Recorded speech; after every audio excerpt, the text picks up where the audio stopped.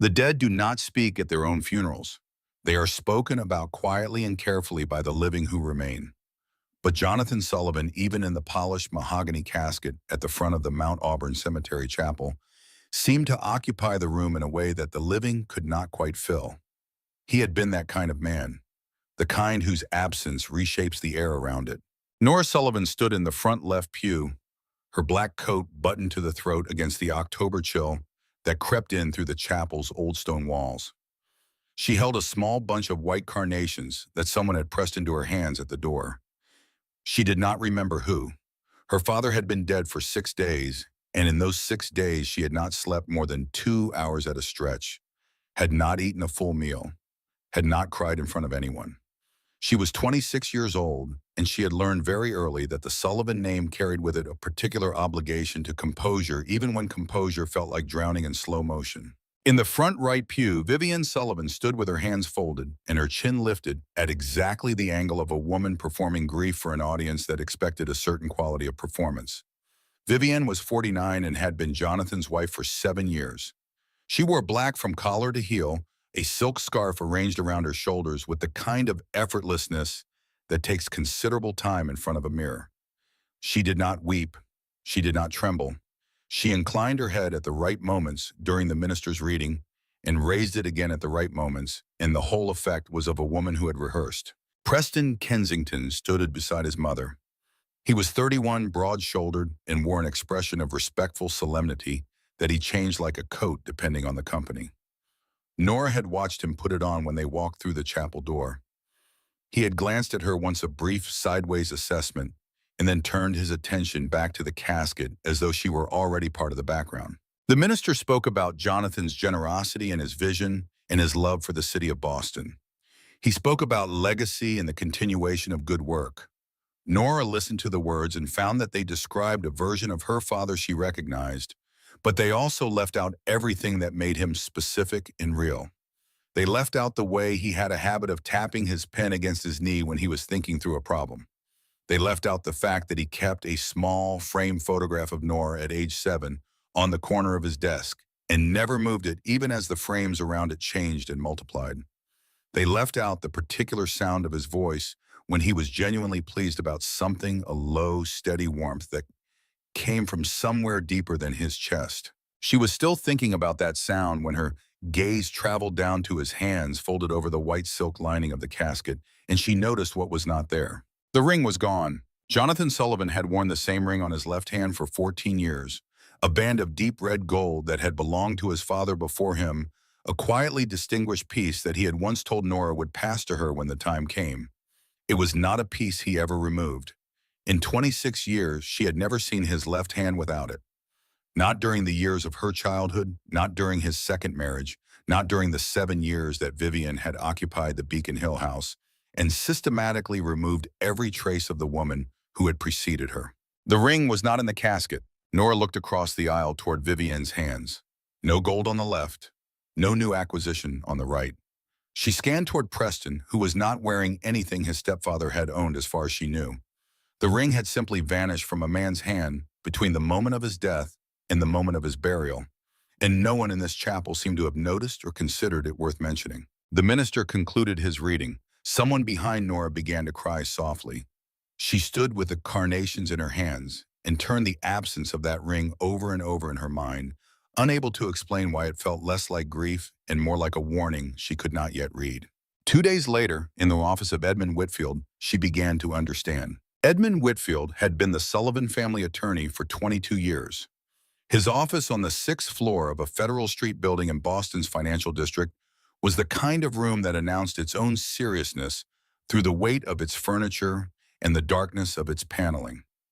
He had a heavy glass-top desk and shelves of leather-bound volumes that Nora had studied as a child while waiting for her father to finish conversations that she was not old enough to be part of.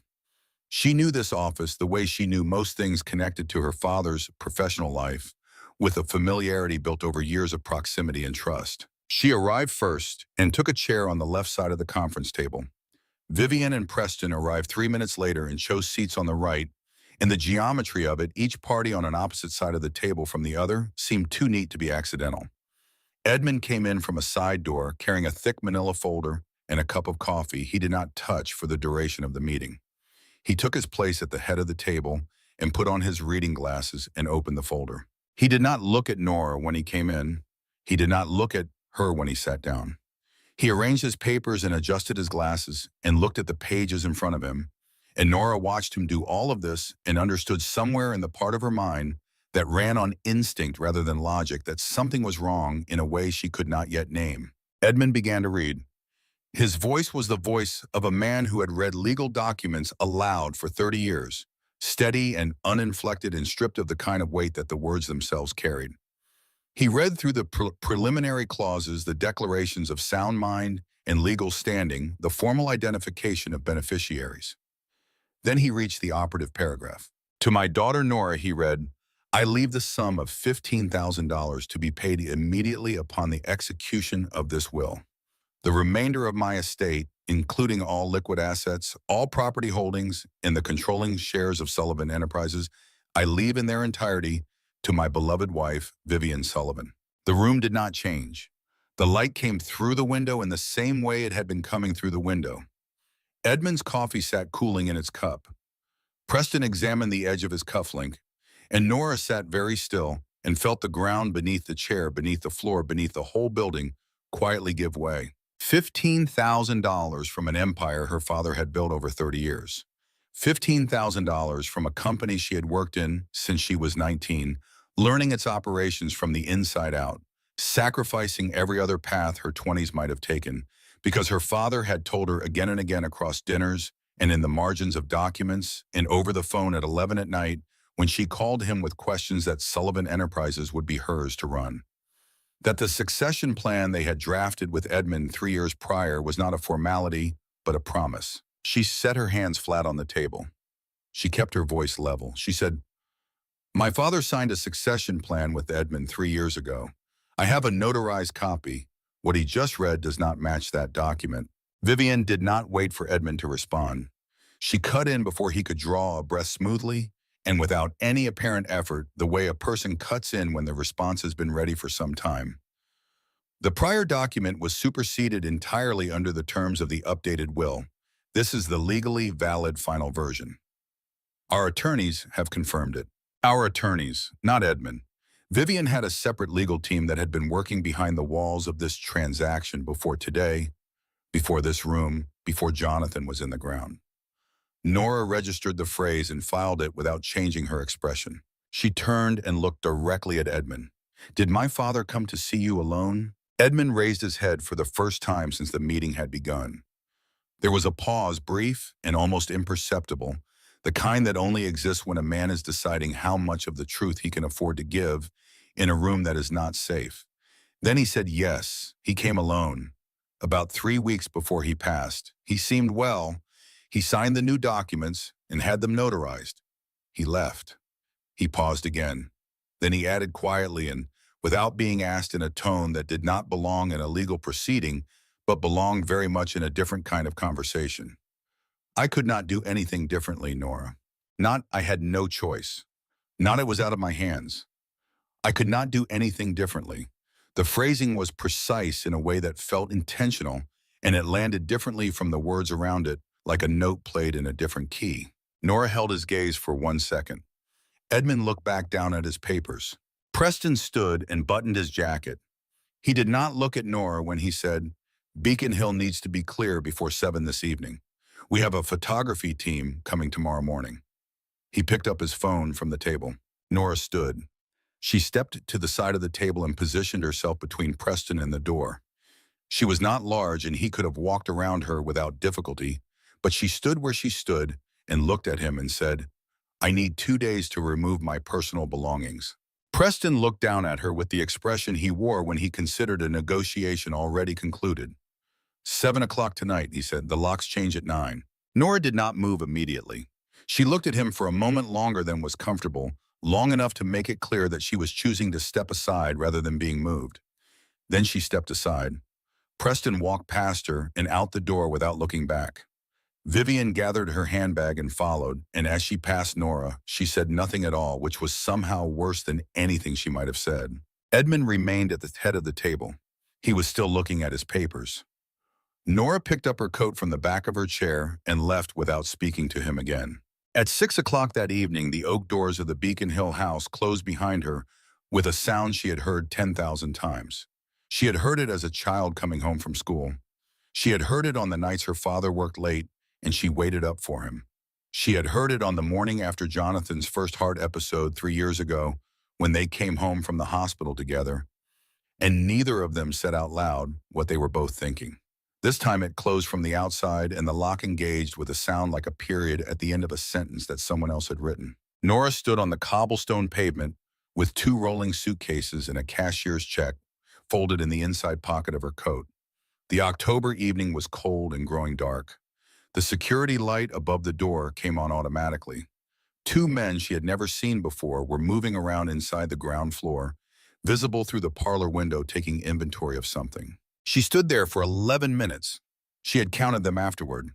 Not paralyzed, not in shock, but doing the only thing that had ever been useful to her when the ground moved, which was to take inventory of what she actually had. She had $15,000 in a cashier's check.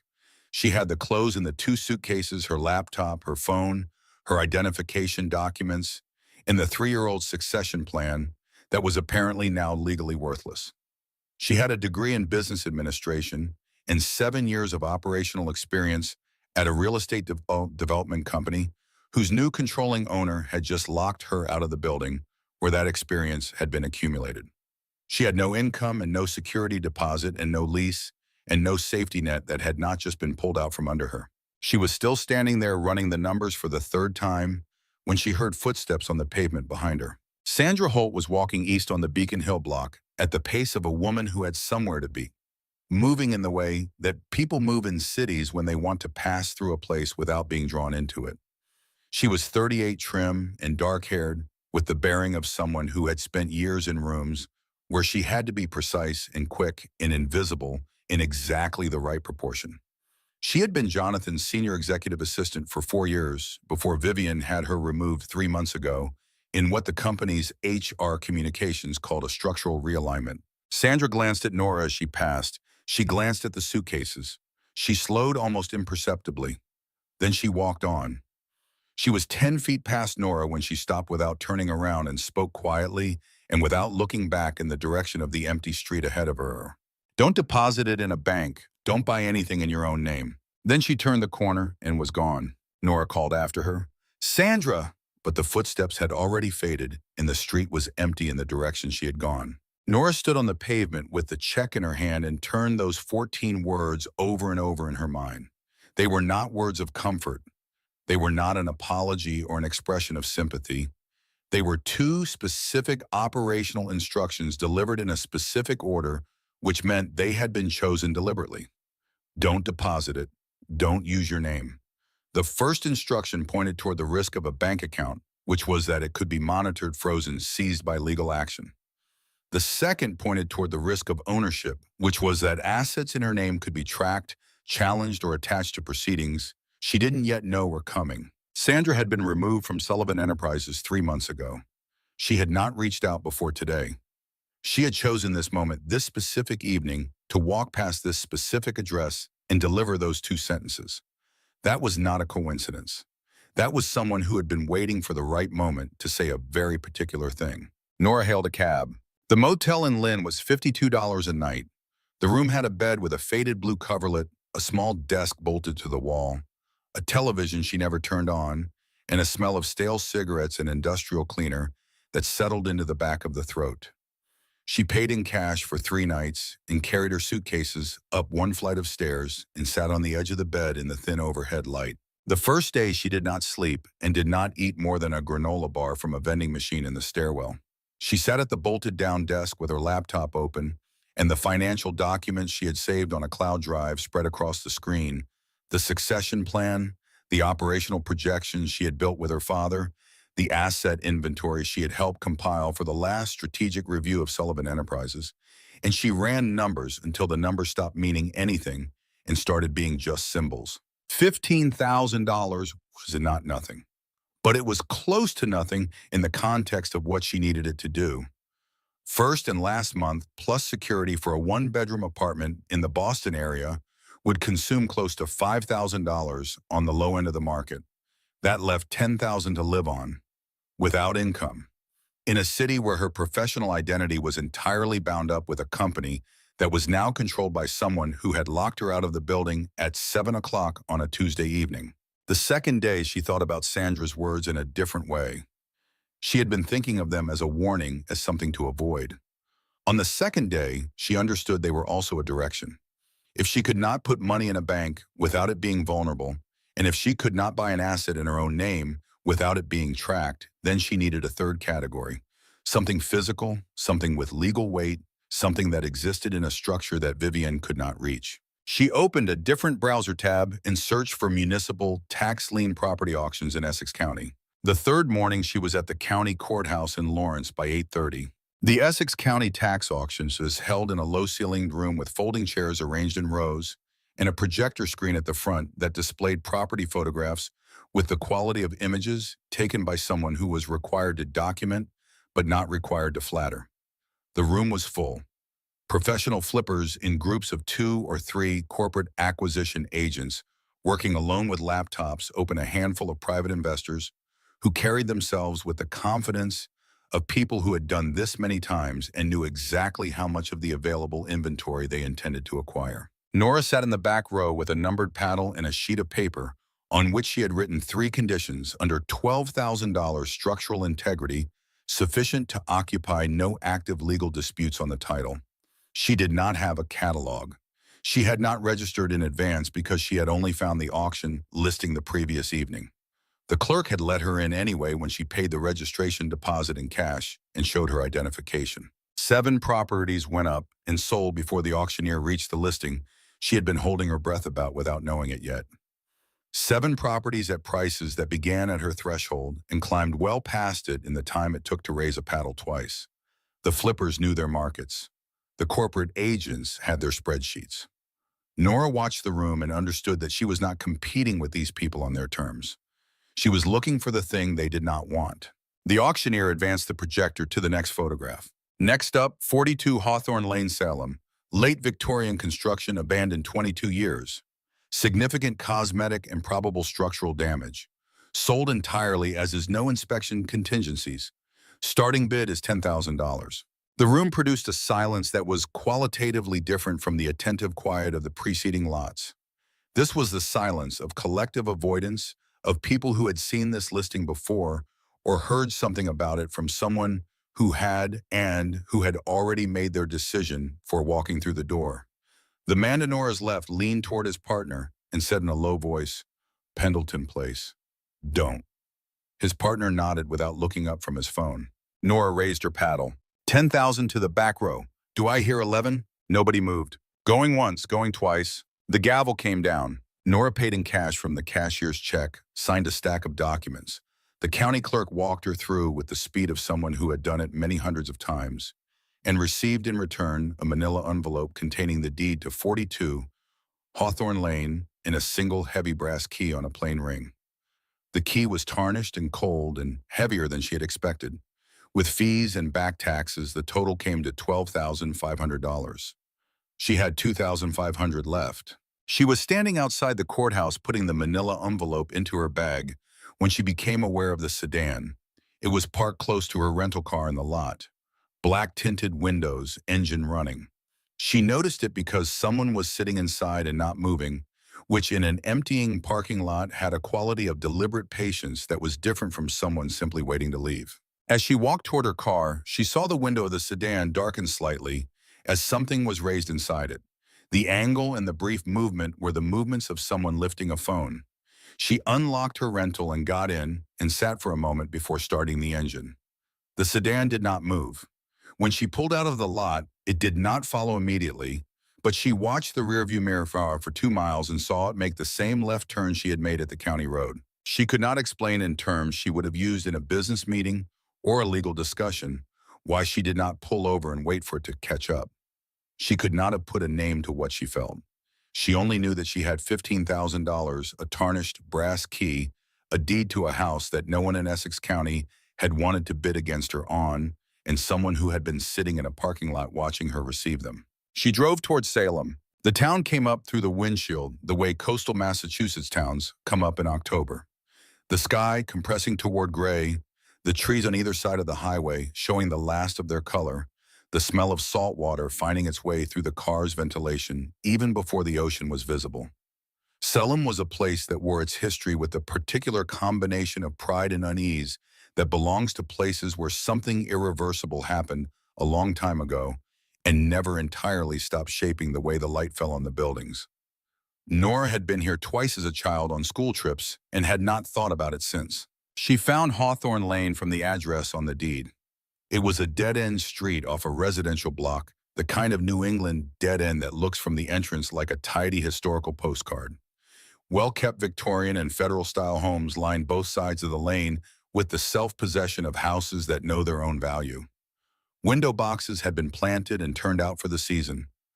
Driveways were swept. Porch lights were coming on in the early October dusk. Number 42 was at the very end of the cul-de-sac. The lane curved around slightly before it terminated, and the house sat at the apex of that curve, with the quality of something that had been placed there specifically to be unavoidable.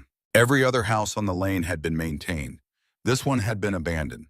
22 years of New England weather had done to it what 22 New England winters will do to a wooden structure that no one is watching. The thorned ivy that had been planted as decoration along the chimney and the lower porch rails had grown without direction for 2 decades and now covered the brick chimney entirely and reached across 3 of the boarded windows in thick, ropey tendrils. The paint had not simply faded. It had departed, peeled away over years in layers, leaving the underlying wood siding exposed to salt air and frost and the particular gray of timber that has given up on everything except structure. The wraparound porch sagged on the south end, where a support post had rotted through at the base and listed, pulling the roof line of the porch with it into a slow, defeated angle. Nora parked the rental car and sat inside it for a long time. The magnitude of what she had done with the last of her money was settling through her in a slow wave, and she let it settle rather than pushing it away, because she had learned from her father that the only useful response to a bad situation was to see it as clearly as possible before deciding what to do about it. The house was standing. That was the first item on the balance sheet. It was standing despite 2 decades of neglect and whatever had driven 4 separate owners to abandon it after less than 6 months each. The structure existed. She owned it. It was hers in a way that nothing in the Beacon Hill house had ever technically been hers, and no legal filing and no second wife and no forged signature could take a deed out of a courthouse record. She got out of the car with her flashlight and the brass key and walked toward it. The porch stairs announced her wait with a sound that was more groan than creak, a protest from wood that had not been asked to support anything in a long time. The front door was a heavy panel of old oak with a rusted lock plate and a knocker shaped like a lion that had lost most of its detail to oxidation. She fit the brass key into the lock. The mechanism had not been operated in years and resisted with the full stubbornness of corroded metal, and she had to lean her entire body weight against the door panel while turning the key before it gave way with a sharp crack and swung inward. The smell came out at her immediately. It was not one smell, but 3 layered in a way she would think about later. The top layer was damp earth and old rot, the timber and plaster smell of a building that had taken on water and never fully dried. Beneath that was something metallic and faintly warm, like the inside of an engine left running in a cold room. And beneath that oldest and most unexpected was the smell of dried lavender, the concentrated ghost of a scent that must have been very strong once clinging to the walls and the floorboards and the heavy furniture draped in gray dust covers. She clicked on her flashlight and swept it across the entry hall. The staircase rose ahead of her into darkness, its banister carved with an intertwining pattern of vines and faces that were not quite human, that had the quality of old decorative work made by someone whose imagination ran in unsettling directions. The parlor to the left held a grand piano under a canvas tarpaulin, its shape unmistakable despite the covering. Antique chairs and side tables stood shrouded in dust, sheets that caught the beam of her flashlight and held it in shapes that the dark and the silence worked together to make uncanny. She spent 2 hours doing the most basic possible work on the ground floor study, clearing enough debris to unroll her camping mattress, sweeping the floor with a broken-handled broom. she found in the kitchen passage and securing the front door from inside with the heavy padlock she had stopped to buy on the way into town. She checked the window boards in each room she passed through. All were solid. Nothing was getting in through the windows. She lay down on the camping mattress at 11 and was asleep within minutes because her body had been requiring sleep for 4 days and had finally made the demand non-negotiable. She came awake at 2 in the morning. The room was wrong. The temperature had dropped sharply. Not the gradual overnight cooling of an unheated space, but a sudden drop, the kind of cold that has a quality of intention to it that arrives rather than descends. Her breath was visible in the thin beam of her phone screen when she raised it to check the time. And then from above her, from a point that was not the ceiling directly over her head, but somewhere higher, somewhere above, even the floor of the second story came the sound. It was not a creak. It was not the settling of old timber responding to temperature change. She had grown up in old houses, and she knew the vocabulary of how they spoke to themselves at night, the small adjustments and compressions, the random pops and sighs of wood under stress. This was none of those things. This was something heavy being dragged forward, a measured distance, stopping, dropping, and being dragged forward again. The rhythm was too consistent to be accidental. Scrape, oh, thud, a pause of almost exactly the same duration each time. Then again, scrape, thud. She lay on the mattress with the flashlight in her hand and did not move and did not make a sound until the gray light of early morning found its way through the gaps in the window boards, and the temperature in the room rose by perceptible degrees. Only then did she allow herself to breathe fully. She drove into town at 7:30 and found a diner on the main street that was open and serving coffee. She ordered a cup she barely tasted and opened her laptop and pulled up the property history for 42 Hawthorne Lane through the Essex County Assessor's records. The title history was easy enough to find. Arthur Pendleton had owned the property from 1987 until his disappearance in 2001, at which point the estate had passed through probate into the first of 4 subsequent owners. None of them had stayed longer than 6 months. None of the ownership transfers listed a reason for sale. The tax delinquency that had ultimately sent the property to municipal auction had accumulated across the last 7 years, which meant the most recent owner had abandoned it without selling. It had simply stopped paying taxes and walked away. 4 owners in 22 years. No one had stayed. And whatever was producing that sound in the space above the second floor ceiling had been producing it, she suspected, without interruption for most of those 22 years. She needed someone with a license and a laser level, and no particular attachment to local legend. She saw the flyer on the corkboard beside the diner's cash register. Garrett Howe, General Contracting and Structural Assessment, licensed in Massachusetts, a local Salem number. Garrett Howe arrived at 42 Hawthorne Lane in a battered pickup truck an hour after she called him. He was 34, solidly built, wearing work clothes that had actually been worked in with a tool belt, and the particular quality of attention that belongs to people who make their living by seeing what is actually in front of them rather than what they expect to be there. He stood in the lane and looked at the house for a full 30 seconds without speaking before he said, "You bought the Pendleton place." "Yesterday," Nora said. He looked at her, sight unseen. "At auction, as is." He looked back at the house. Every contractor in Salem has a story about this place. 4 of them took inspection jobs here over the years, and all 4 left before they finished. He turned back to her with the expression of a man deciding whether to continue working with available information or ask for more. "What exactly are you hoping to hear from me?"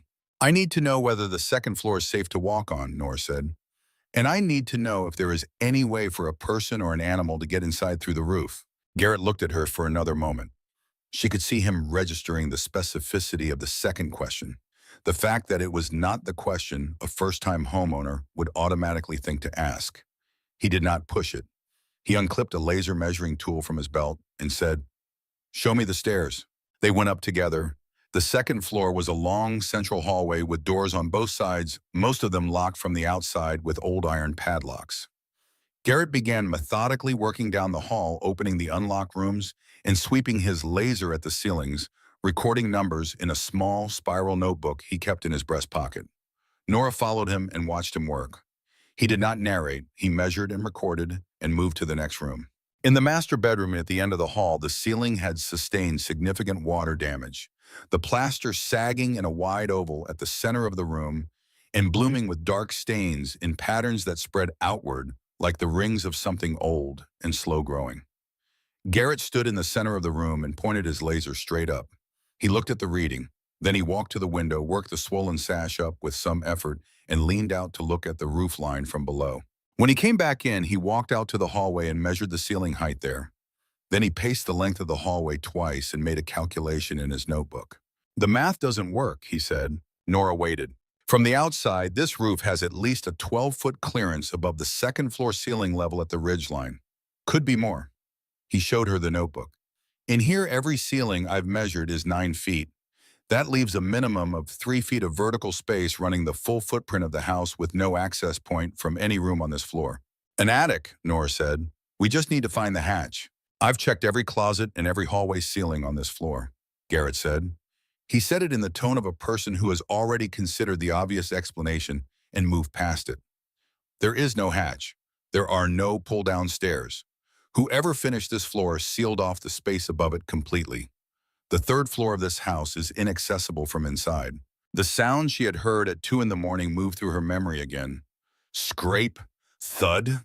Whatever had been making it was not in the space she could access. It was in the space above the space she could access.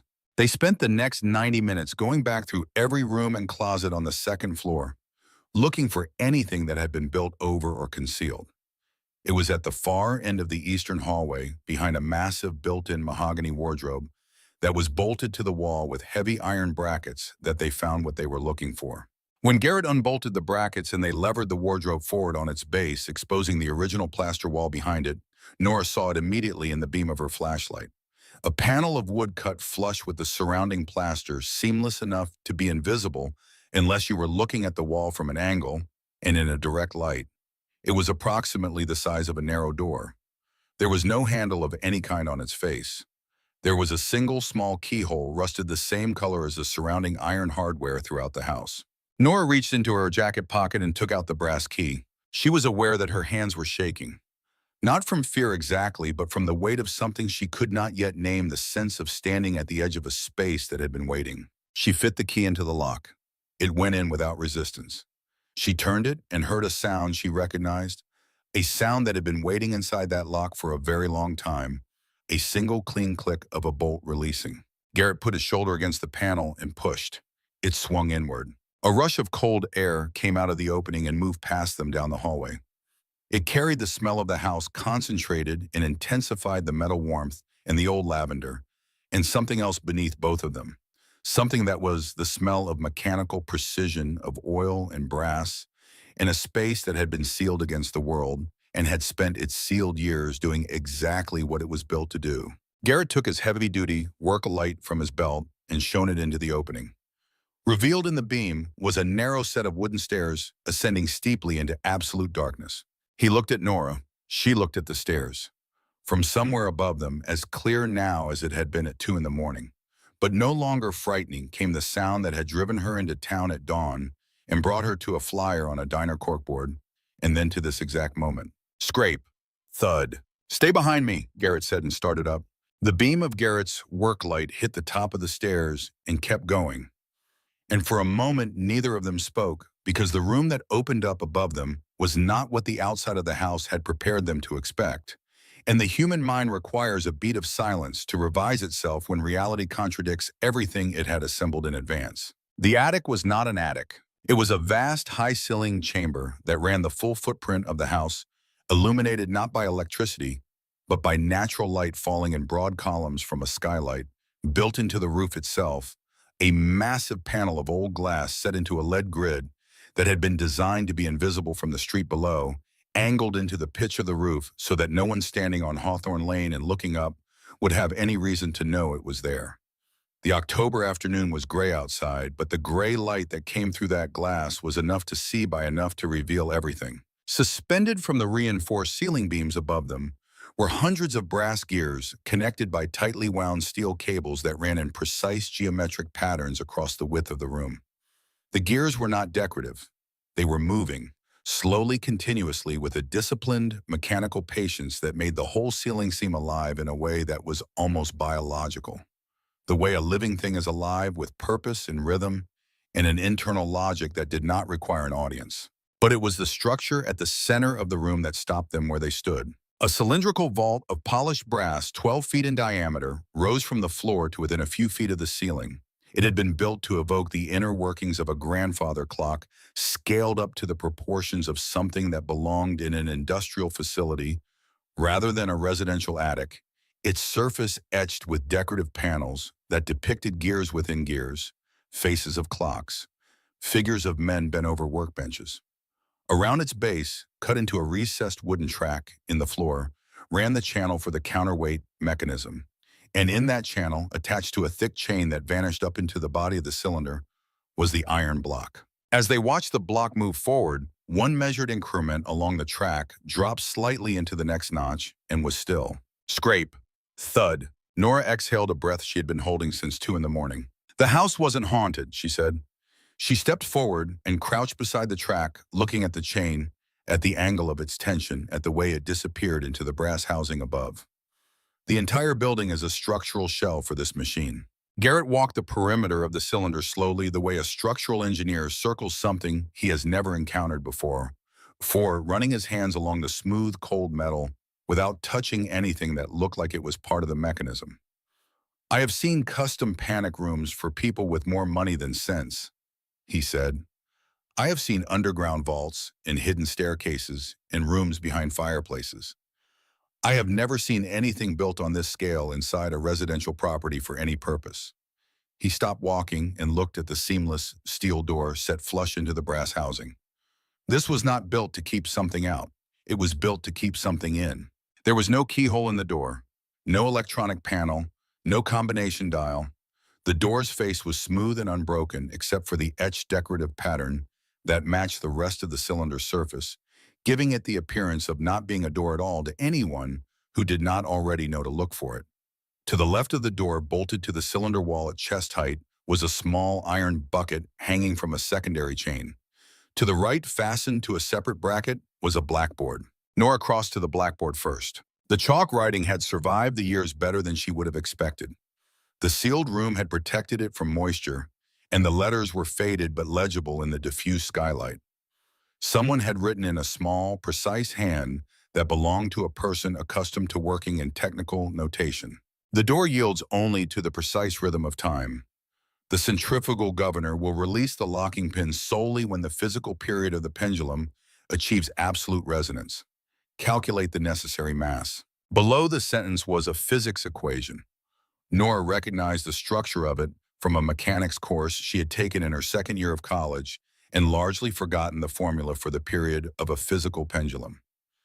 Beside the equation, written in a different ink as though added at a later date, were specific values. A required period of exactly 4.2 seconds. A moment of inertia value corresponding to the existing brass pendulum arm inside the cylinder. The current baseline mass of the arm without additional weight. Garrett came to stand beside her and read it without speaking. He took his calculator from his tool bag, not the pocket version, but a heavy-duty unit with an engineering function, set the kind that lived permanently in a professional's kit. He did not explain what he was doing. He entered numbers and looked at the blackboard and entered more numbers. The pendulum arm is fixed, he said, not looking up from the screen. Gravity is fixed. The only variable we can control is the mass we add to that bucket. He wrote a figure in the dust on one of the drafting tables, 14.6 kilograms. That is what goes in the bucket, not 14.5, not 14.7. Nora was already moving toward the perimeter of the room. Along the south wall, under a long drafting table covered in faded blueprint rolls, she found a wooden crate with a fitted lid. She pulled the lid off. Inside were brass calibration weights, each one stamped on the flat face with its mass in kilograms. Pendleton had left them here because Pendleton had expected someone to need them. They carried the weights to the hanging bucket with the care of people who understood that the margin for error was 0. A 1 kilogram weight, a 2 kilogram weight, a second 2 kilogram weight, a 5 kilogram weight, a 4 kilogram weight. Garrett checked the running total against his calculation and reached back into the crate for the smallest weight remaining. zero point 0.6 kilograms. He held it over the bucket for a moment, looked once at the blackboard, and lowered it in. The chain absorbed the new weight with a sound like a low note on a bass string. Then the room changed. Deep inside the brass cylinder, something that had been stationary began to move. The tempo of the sealing gear shifted, not stopping and restarting, but altering the way a heartbeat changes register when a body moves from one state into another. The ticking became deeper, slower, more deliberate. It filled the room from above and below, simultaneously, a resonance that they could feel as much as hear, vibrating through the soles of their feet and up into the chest. Click, clack, whir. A hiss of compressed air escaped from the seam running around the door's edge, the sound of a seal releasing after years of holding. The door did not swing open suddenly. It moved on hydraulic hinges that had been engineered to operate at a single controlled speed, regardless of the weight they were managing, and they watched it rotate outward in a slow, stately arc that took nearly 30 seconds to complete. The interior of the vault was not dark. The brass walls caught and distributed the light from the open door, and what they saw inside was not the raw utilitarian interior of a safe, but a finished room. Mahogany shelving ran along 3 walls, polished and intact. The floor was the same wide plank oak as the rest of the house. In the center stood a single desk, beautifully made with the carved edges of a piece of furniture built to last past its owner. On the desk were 3 things: a canvas duffel bag, dark green, its sides distorted by the weight of its contents; a hard drive, modern, its casing barely dusty; and a thick envelope of cream-colored paper sealed with crimson wax, stamped with a mark that Nora recognized from the bottom of every formal communication Sullivan Enterprises had produced in the decades she had been associated with it. She walked to the desk. She picked up the envelope. She turned it over and looked at the seal for a moment, at the familiar mark of a company she had given years of her life to and been cut out of in a single legal document. And then she broke the wax and unfolded the heavy parchment inside. The handwriting was her father's. She knew it the way she knew her own voice immediately and without needing to confirm it. Jonathan Sullivan had written a precise, unhurried hand that had not changed in the 30 years she had known him, small letters with deliberate spacing, the penmanship of a man who had learned to write at a time when handwriting was still considered a form of character. "My dearest Nora." She read, standing up, the parchment held in both hands, and Garrett did not move or speak. He stood back near the entrance to the vault and looked at the shelving and did not look at her face. Jonathan had written, "If you are reading this, my contingency plan succeeded and my faith in your resourcefulness was justified. I am deeply sorry for the pain the reading of my public will must have caused you. I need you to understand why it had to happen exactly as it did. 6 months ago, I discovered that Vivian and Preston had been operating inside this company in ways that I cannot describe as anything other than criminal. Preston had used Sullivan Enterprises properties as collateral for gambling debts accumulated through an offshore network that does not resolve disputes through attorneys. Vivian had been systematically forging my signature on wire transfer authorizations to move funds into a series of shell corporations I traced back to accounts in her name through structures I will not detail in this letter, but have documented fully on the hard drive. When I understood the full scope of it, I also understood that direct confrontation was not safe. Not for me and not for you. These are not people who respond to being confronted with exposure by accepting consequences. They respond by removing the person doing the confronting. So I played the fool. I let Vivian believe she had finally maneuvered me into a corner. I cooperated with the new will. I gave her every reason to believe she had won. And while she was occupied with that certainty, I spent 4 months quietly and legally restructuring every asset that actually has value. I transferred every liquid, holding every patent portfolio and every controlling certificate of stock out of the primary Sullivan Enterprises structure and into an anonymous holding entity I named the Hawthorne Trust. I gutted the company from the inside without touching anything that would trigger a legal or regulatory review. Vivian has inherited a corporate shell. It carries the name and the debt and none of the substance. I purchased this property through the Hawthorne Trust years ago through my old friend Arthur Pendleton, who built this room and this machine and this lock at my specific request. By allowing the property taxes to lapse, I ensured the house would proceed to municipal auction. I instructed Edmund to leave you exactly $15,000. which was the precise estimated cost to win an uncontested tax lien in this county. I knew you would look for a hard asset. I knew you would find the auction. I knew that when you walked out of that room with a deed, you would also become the sole legal owner of the Hawthorne Trust and everything held inside it. Everything I truly built belongs to you. Use what is in this vault. Take back what is ours. With all my love. The letter had his name at the bottom, written in the same unhurried hand, and beneath the name a date. He had written it 8 weeks before he died. Nora stood with the parchment in her hands for a long time. The gears above her continued their slow revolution.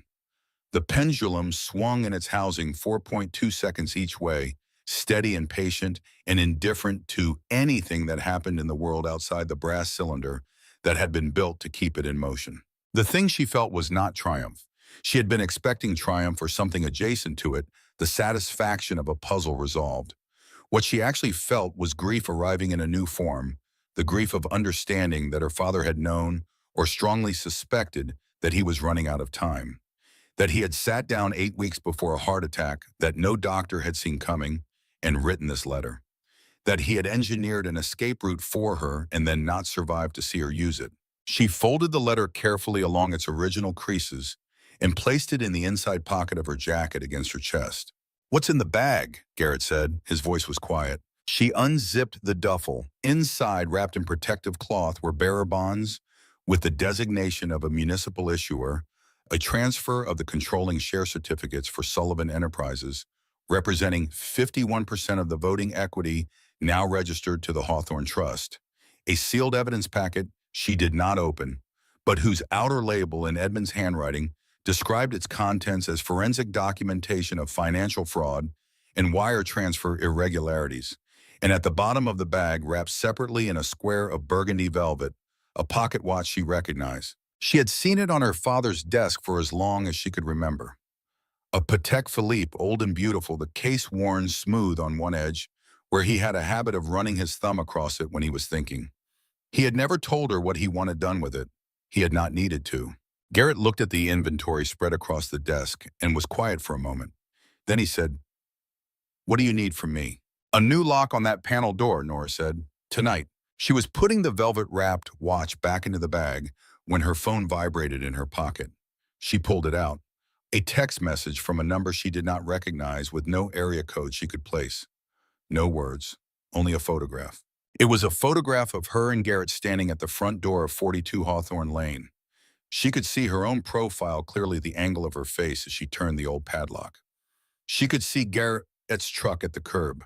The photograph had been taken from the far end of Hawthorne Lane, and the timestamp in the corner showed it had been captured an hour and a half ago. Below the photograph, a single line of text. "Vivienne knows you are in Salem. Leave now." Garrett had come to read over her shoulder. He walked to the small window set into the dormer of the attic, looked out toward the street through the dirty glass. The lane was empty in the late afternoon. No parked cars that had not been there when he arrived. No one on the sidewalk. "Someone followed you from the auction," he said. "I think so." She had been almost certain of it since the parking lot. Now she was certain. "Do you know who?" She thought of the sedan with its tinted windows. She thought of the silence and the patience of it, of someone sitting in a running car, watching her receive a deed and a key. "Someone working for Vivienne," she said. "A private investigator, probably." Garrett turned from the window. His face had the expression of a man recalibrating the nature of the job he had signed on for, not alarmed but precise, updating the variables. "So whoever is out there has had eyes on this address since at least this morning. They have probably reported back, and they do not yet know about this room." "They couldn't," Nora said.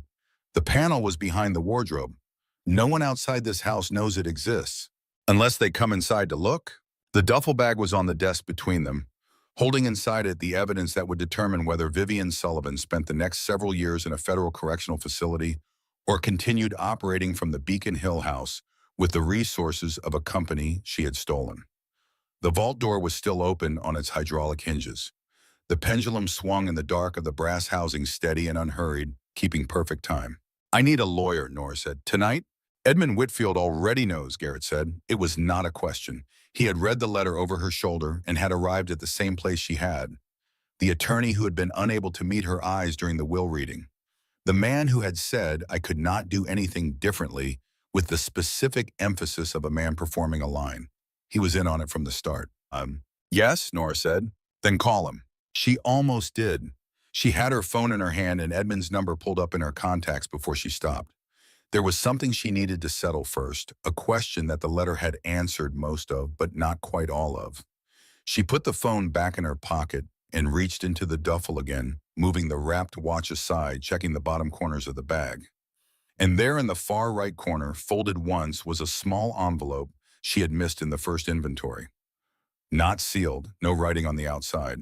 She opened it. Inside was a receipt from an antique dealer in Concord, Massachusetts, dated 8 years ago, which was 3 years before Vivian had entered Jonathan's life, before any of what Vivian had done was possible or even conceivable. The receipt recorded the purchase of one Patek Philippe pocket watch from a private seller named Arthur Pendleton. Address of seller 42 Hawthorne Lane, Salem, Massachusetts.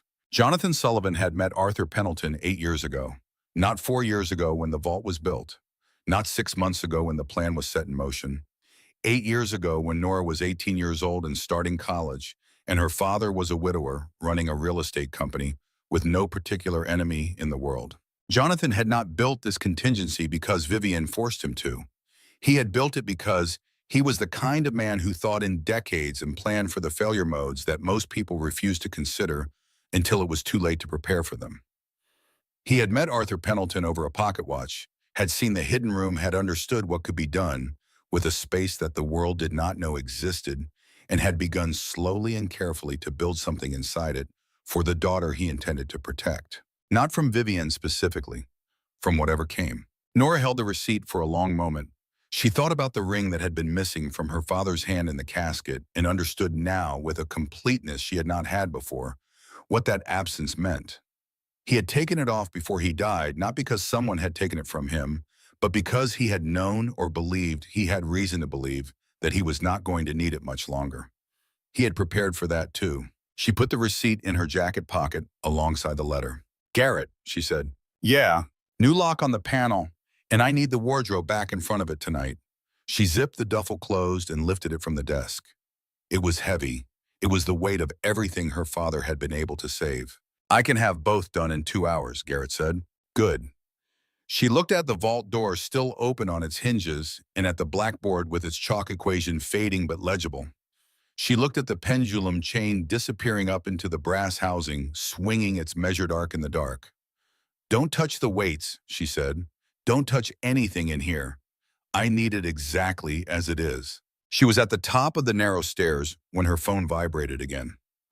A different number this time, a Boston area code she recognized. Edmund Whitfield. She looked at his name on the screen for one ring. Then she answered. I have been waiting for you to call, Edmund said, and she could hear in his voice something she had not heard during the will reading, something that had been carefully absent from every moment of that afternoon in his office relief. The specific relief of a man who has been holding a very difficult position for a very long time and has just heard the signal that it is finally over. How long have you known about the Hawthorne Trust? She asked. From the beginning, he said. Jonathan told me the structure and the purpose and the location. He told me about the property. He told me exactly what you would need to do to find it and how much the auction would cost. I set the inheritance at $15,000 precisely, Nora. I want you to know that. I know, she said. He needed you to be frightened.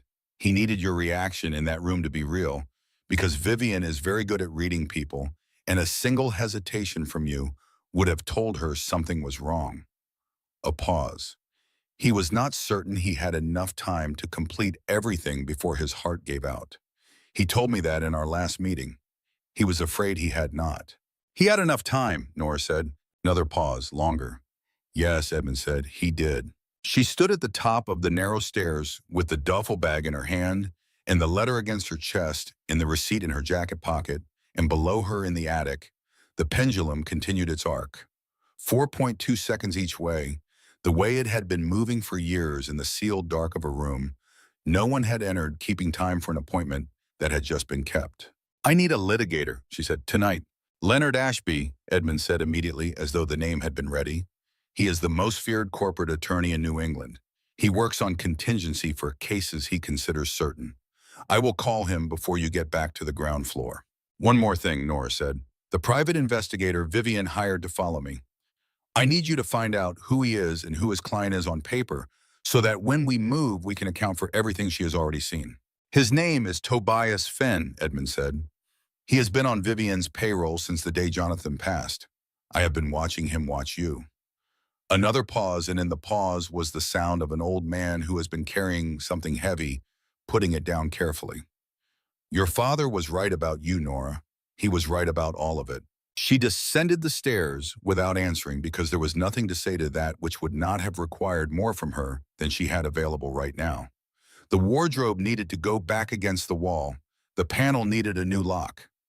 Leonard Ashby needed a phone call, and somewhere on Hawthorne Lane, or at the end of it in a car she could not see, from inside this house, Tobias Fenn was sitting in the gathering dark and reporting back to a woman who believed she had already won. The morning after she found the vault, Nora woke before 5 on the camping mattress in the ground floor study and lay in the dark listening to the house settle around her.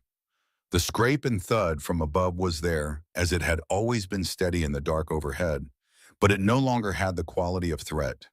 It had the quality of company. She lay still and listened to it for a few minutes before rising.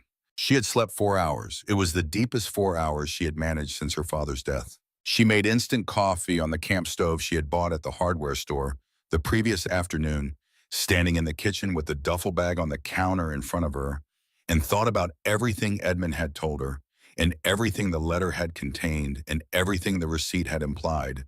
And then she thought about what still needed to happen in a specific order before any of it meant anything in practical terms. The evidence on the hard drive needed to reach the FBI. The share transfer documents needed to be verified by a corporate attorney who could withstand whatever legal challenge Vivian's team would mount the moment they understood what was happening. And all of it needed to happen before Tobias Fenn reported enough back to Vivian that she took some action Nora could not anticipate or counter. She was on her second cup of coffee when someone knocked on the front door. It was not a tentative knock. It was the knock of someone who had decided before leaving their house that they were not going to be turned away. Tobias Fenn was standing on the sagging porch in a dark coat, his hands in his pockets, his expression the calibrated neutrality of a professional who has been in enough difficult conversations to have developed a face that gives away nothing by default. He was 44 average height with the compact stillness of someone who spent most of his working life watching other people without being watched in return. He held out a business card. Nora looked at it, but did not take it. Mrs. Sullivan would like to understand what you purchased here and why, Fenn said. She is prepared to make the conversation straightforward if you are willing to cooperate. Nora looked at him for a moment, not at the card, at him. She thought about the photograph on her phone, the one he had taken from the end of the lane, and about the sedan in the parking lot in Lawrence, and about the fact that he had been on Vivian's payroll since the morning after Jonathan's funeral, which meant he had been watching her navigate the worst days of her life on behalf of the woman who had arranged them. Tell Mrs. Sullivan that I purchased an abandoned property at a public tax auction using money she left me, Nora said. If she wants to know anything further, she can contact my attorney. You have an attorney? His tone did not change, but the question itself was not neutral. I will by 9 o'clock this morning, Nora said. Fenn looked past her into the entry hall, a brief and practiced sweep, the inventory of a man who catalogs rooms professionally. Garrett was standing at the foot of the grand staircase, not moving, one hand resting on the newly replaced newel post. He did not say anything.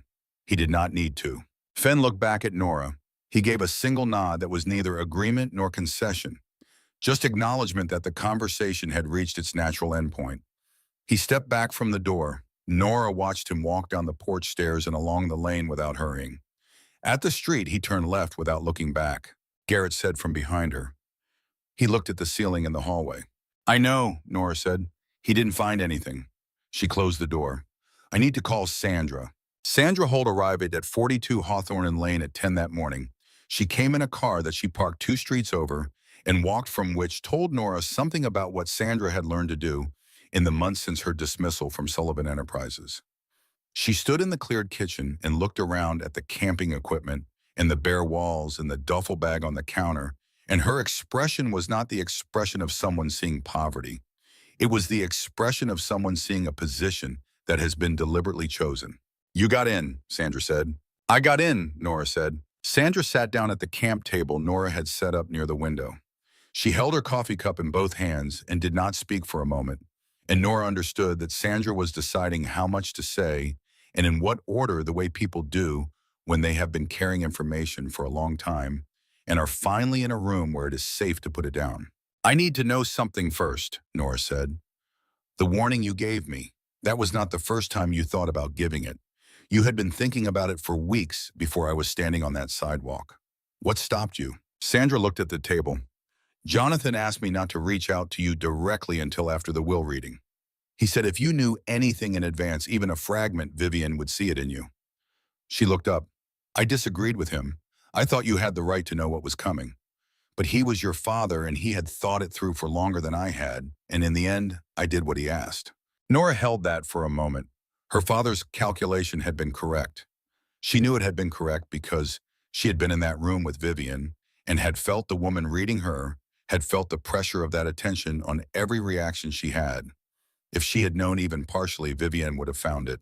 "I know about Edmund," Nora said. "I know he was part of it from the start. What I need to know is what you can give me that Edmund does not already have." Sandra reached into her bag and brought out a slim folder. "I kept copies of everything I processed in the 18 months before they pushed me out. Wire transfer authorizations with Jonathan's signature on dates when I know for a fact Jonathan was out of the country and physically could not have signed them. Meeting calendars showing private sessions between Vivian and a law firm that does not appear anywhere in Sullivan Enterprises' official vendor records.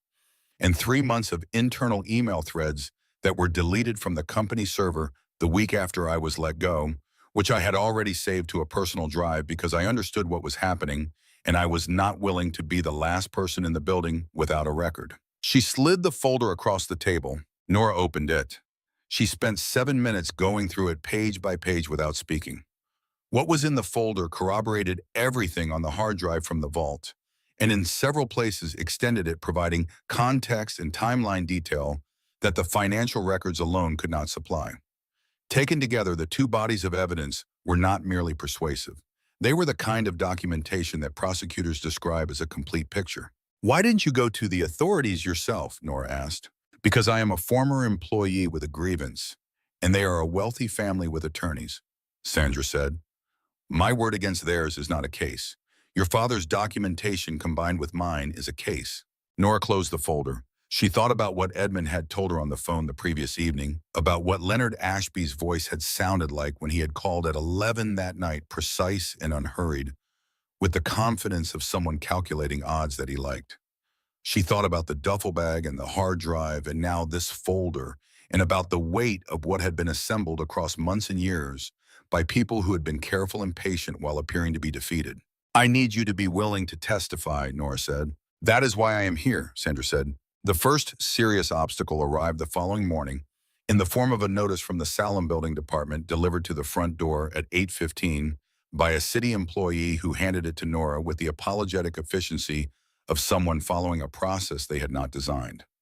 The notice required the suspension of all activity at 42 Hawthorne Lane for 72 hours pending a structural safety assessment following a formal complaint filed by an adjacent property owner. Dolores Marsh's name was on the complaint. Nora read the notice on the porch in the morning cold and then walked the 40 feet to the property line where Dolores was visible through the kitchen window of her immaculate house standing at the sink. She did not knock. She waited. Dolores came out 2 minutes later with the manner of a woman who had been expecting to be confronted and had prepared for it. She was 67, well-maintained, with the particular proprietary quality of a person who has lived next to an eyesore for 20 years and has developed a personal relationship with the injustice of it. "The complaint was filed 2 weeks ago," Dolores said before Nora could speak. "Before you bought the property. The timing is not personal." "The timing is extremely personal," Nora said without heat. "The notice was delivered the morning after a private investigator employed by the person I am currently in a legal dispute with knocked on my door. I do not think you filed this complaint on your own initiative." Dolores said nothing. The silence was confirmation enough. "I understand that this house has been a problem for this street for 20 years, Nora said. "I am not going to argue with that. What I am going to tell you is that I intend to restore it completely. Full historical restoration, every facade element, the porch, the roof line, the original paint color from the county preservation records. The project will take several months, and when it is done, this address will not reduce the value of any property on this lane. It will increase it. She paused. But I need 72 hours to continue working, and I need you to withdraw the complaint. Dolores looked at her for a long moment, the look of a woman weighing a promise against a pattern of broken ones from everyone who had owned this property before. The last person who promised to fix it lasted 4 months and left the porch in worse condition than he found it. I have a deed, Nora said. Not a lease, not an intention to flip. A deed. I am not going anywhere. Another silence. Then Dolores said, I will call the building department and tell them the concerns have been addressed by direct communication with the owner. That is not a withdrawal, it is a deferral. That is enough, Nora said. It was enough. The notice was deferred. Garrett filed the structural assessment the same day using his professional license, and a report he had been preparing since the morning he had first walked through the second floor, and the deferral became permanent within 48 hours. Leonard Ashby arrived at 42 Hawthorne Lane on a Thursday afternoon in a car that was expensive in the understated way of someone who considers ostentation a form of professional weakness. He was 52, lean with silver at the temples, and the focused economy of movement that belongs to people who have learned to conserve energy for the moments that require everything they have. He sat at the camp table in the kitchen with the duffel bag open in front of him and went through the contents with the systematic attention of a man conducting an autopsy. He did not speak for 11 minutes. Nora timed it. Then he said, Sullivan Enterprises, the entity Vivian inherited, holds no controlling equity. It holds the name, the operational liabilities, and approximately $4.2 million in outstanding vendor obligations. The Hawthorne Trust holds 51% of the original equity structure, the entire patent portfolio, and every certificate of real value that the company has produced in 20 years. He looked up. She has inherited the frame of a painting with no canvas in it. That is what my father intended, Nora said. The federal case is straightforward with this documentation. Wire fraud across state lines. Signature forgery on financial instruments. The offshore gambling collateral is a secondary matter for a different jurisdiction, but the FBI will want it as context. He closed the folder and looked at her directly. My question is not whether we can win. My question is how quickly you want to move, because the faster we move, the less time Vivian has to take any action that could complicate the asset picture. How quickly can you be ready? Nora said. I have been ready since Edmund called me 2 nights ago, Ashby said. They moved on Monday. Vivian had arranged a brunch at the Beacon Hill house for that morning. The guest list, which Nora had obtained through Edmund's knowledge of the social calendar, included members of the city council, senior figures from the Boston real estate community, and 2 editors from a publication that covered New England business and society. It was the kind of gathering that a woman in Vivian's position would have described as celebrating the beginning of a new chapter, which was also an accurate description of what it turned out to be, though not in the way Vivian had intended. The October morning was clear and cold, the sky a hard New England blue with no clouds to soften it. The Beacon Hill house looked as it had always looked from the outside, the red brick and the black shutters and the iron railings, the window boxes turned out for the season. The catering van was parked on the side street. Voices and the sound of someone arranging chairs on the garden terrace carried through the October air as the 3 black SUVs turned into the circular drive. Nora stepped out of the lead vehicle and stood for a moment on the imported gravel of the driveway of her childhood home. She had not been here since the evening she stood on the cobblestone pavement with 2 suitcases and a cashier's check, and the ground felt different under her feet now, not because the gravel had changed, but because she had. She wore a charcoal suit she had bought the previous week, well-made and plain, with no jewelry. She carried nothing in her hands. Walking beside her was Leonard Ashby, and flanking them both were 2 federal agents from the FBI's Financial Crimes Division, whose names she had been given, but who had not offered small talk during the drive from Salem. The garden terrace fell quiet before they reached it. Vivian was standing near the far end of the terrace with a glass of champagne and a city councilman she had been talking to about something that now would never be resolved. She saw Nora and the champagne glass left her hand. It did not shatter because it fell onto the cushion of a nearby chair and rolled to the terrace stone without breaking. The small mercy of that detail somehow made everything that followed feel more real. Preston was near the garden table with two of the real estate figures he had been cultivating since his stepfather's funeral. He looked up. The color left his face in a progression that moved from his temples downward. The guests on the terrace arranged themselves in the way that people arrange themselves when they sense that something is happening, that they need to position themselves carefully in relation to. The conversations stopped. The catering staff, trained to be invisible, became very still near the edges of the terrace. Nora walked to the center of the gathering and spoke clearly. As of 9 o'clock this morning, the Hawthorne Trust has exercised its rights as the 51% controlling shareholder of Sullivan Enterprises to activate the dissolution clause in the company's founding documents. Sullivan Enterprises is being wound down. Its remaining assets will be applied to its outstanding obligations. Leonard Ashby stepped forward and presented a bound set of documents to Preston, who took them without looking at them, staring at Nora with an expression she had never seen on him before.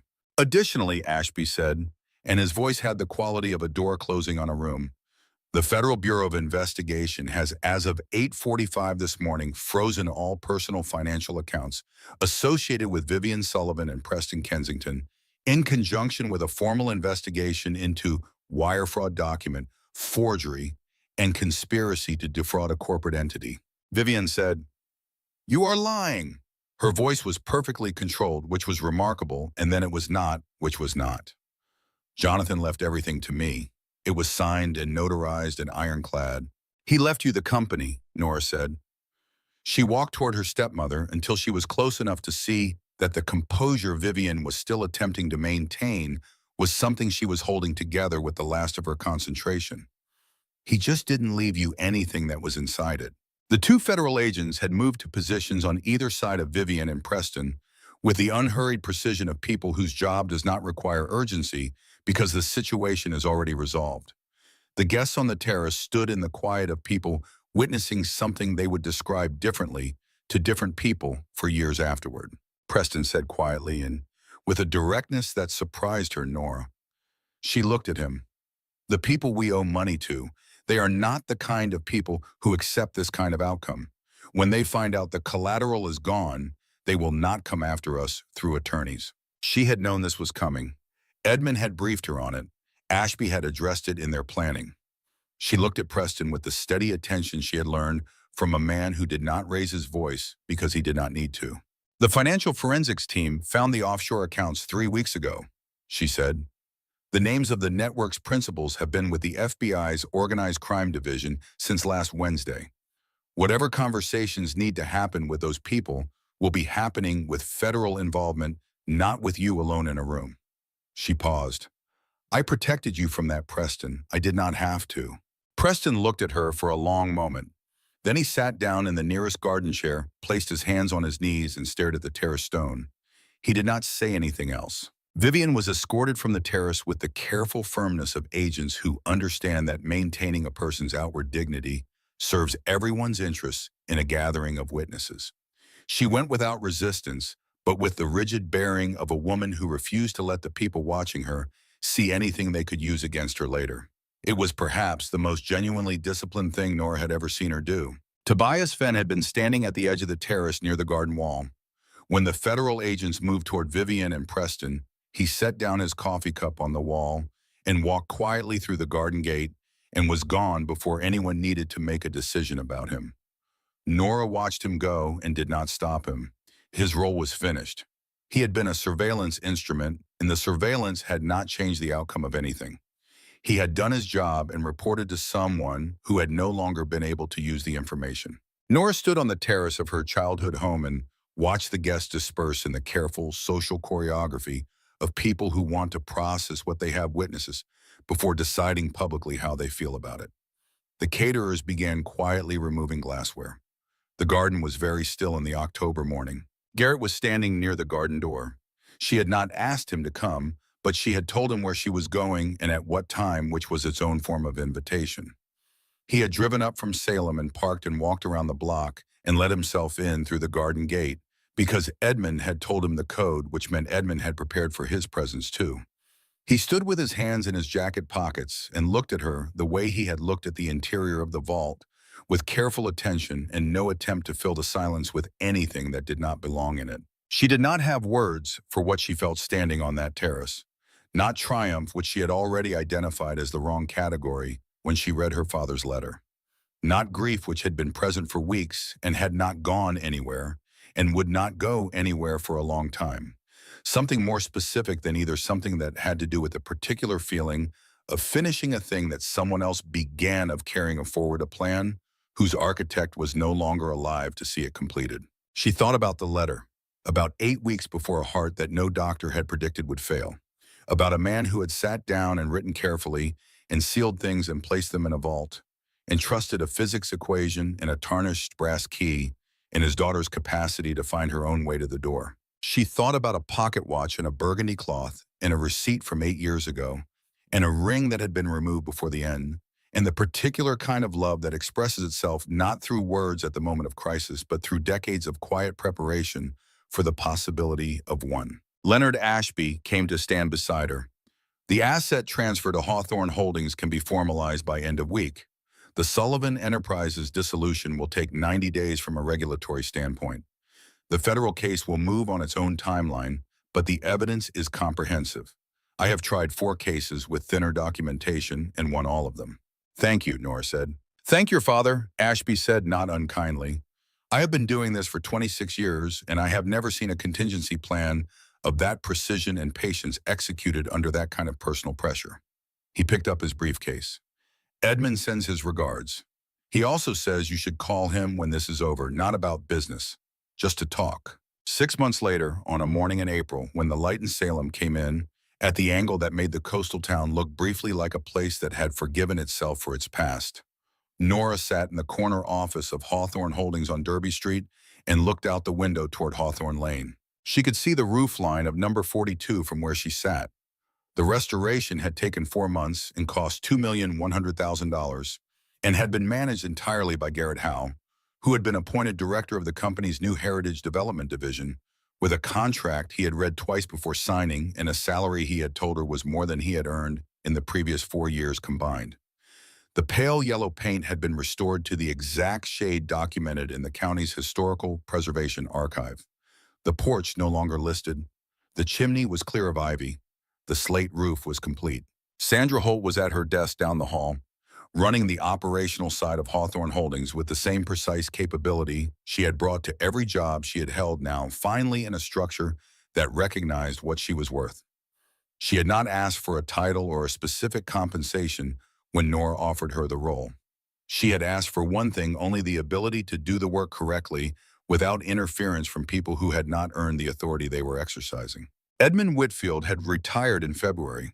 He had called Nora on his last day in the office, and they had talked for 40 minutes about nothing in particular about Boston in winter and the best place to eat near the waterfront, and a book he had been meaning to read for 15 years and had finally started.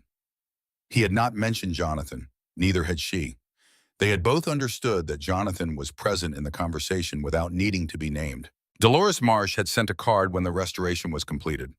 The card had a photograph of a Victorian house on the front that bore no particular resemblance to number 42. Inside, in a neat hand, she had written only better than I expected. Not an apology, not a retraction of the complaint or the suspicion behind it. Just an honest revision of a prior assessment, which was Nora had decided the most genuinely Dolores Marsh thing Dolores Marsh could possibly have done, and she had put the card in the top drawer of her desk where she could find it.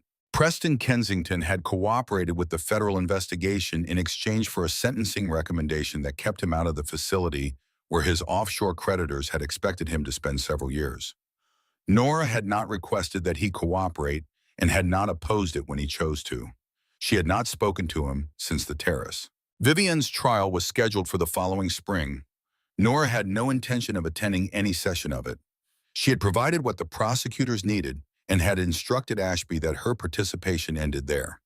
The outcome of the trial would be what the evidence made it, and the evidence was complete, and she did not need to be in the courtroom to know what was already true. On a Tuesday afternoon in April, she walked from the Derby Street office to Hawthorne Lane and let herself into number 42, with a key that was not tarnished anymore because she had had it cleaned. The restoration had transformed the interior as completely as the exterior. Every room refinished and repainted the plaster, repaired the original hardware, cleaned and restored where it could be saved, and carefully replicated where it could not. The grand piano in the parlor had been tuned by a specialist Garrett had located in Providence, who dealt exclusively in Victorian-era instruments. The carved banister had been cleaned and waxed, and the faces in the vines were still unsettling, but were now unmistakably the faces of something that had been deliberately made rather than something generated by rot and shadow. She went up the stairs to the second floor and down the eastern hallway to the wardrobe. She moved it herself, which took effort, and reminded her of standing in this hallway with Garrett for the first time, the afternoon light coming through the dirty window at the end of the hall, and both of them not yet knowing what they were about to find. She fit her key into the panel lock, the new lock that Garrett had installed that first night, and pushed the panel inward. The cold air came out as it always had. The smell of the room had not changed the metal warmth and the old lavender, because she had asked that nothing in the third floor be altered in any way. The restoration had stopped at the second floor ceiling. Everything above it remained exactly as Arthur Pendleton had built it, and as her father had found it, and as she and Garrett had found it on a gray October afternoon, with $2,500 between them and a tarnished key. She climbed the stairs into the laboratory. The pendulum was moving. It was always moving. The brass gears turned in their slow revolution above her head, and the counterweight marked its measured progress along the track in the floor, and the vault stood at the center of it all. Its door closed now and locked, the bucket hanging empty from its secondary chain, the chalkboard with its faded equations still legible on the wall beside it. She did not open the vault. There was nothing in it that needed to be there now. The assets had been transferred. The evidence had been delivered.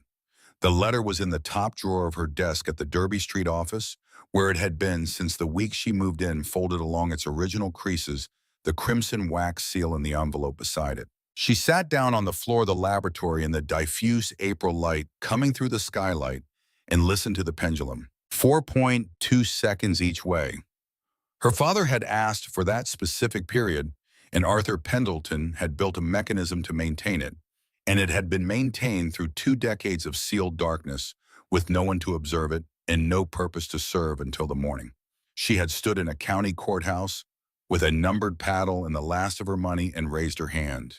She stayed there for a while, long enough for the April light through the skylight to shift as the clouds moved across it outside, long enough for the rhythm of the pendulum to become something she was no longer consciously tracking, but simply present with the way you are present with your own breathing once you stop thinking about it. Her father had been right about one thing he had not written in the letter, a thing she had understood only gradually in the months since the terrace, a thing that had to do with what it actually means to inherit something from someone you love. It is not the money, it is not the assets or the company or the legal structures assembled over decades of careful work. It is the moment when you understand that someone prepared for your survival with more faith in you than you had in yourself at the moment you needed it most, and that the preparation worked and that you are still here. She stood up. She descended the stairs. She closed the panel and moved the wardrobe back into place with the effort it always required, and locked the hall behind her. Above her in the sealed and silent room, the pendulum continued its arc. Scrape, thud, patient and unhurried and precise, keeping perfect time in the dark, the way it had always kept it, the way it would keep it for as long as the building stood.